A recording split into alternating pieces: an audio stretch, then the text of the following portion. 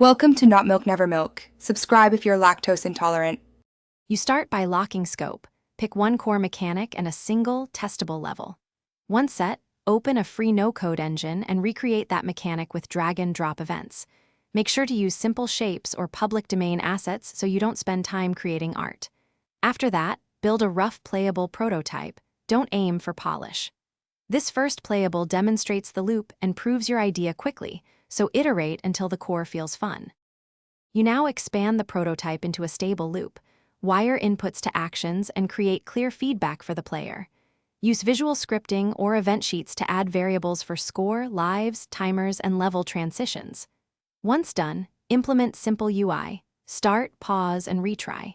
Playtest often, run short sessions, and record what breaks. Make sure to fix the most disruptive bugs first.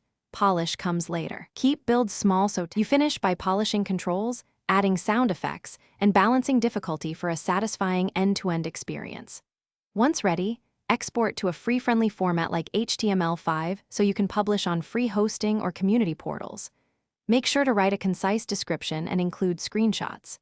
If something breaks, check the engine console for errors, reduce large assets, and test on the smallest target device first. That one troubleshooting step usually resolves most export or performance issues quickly.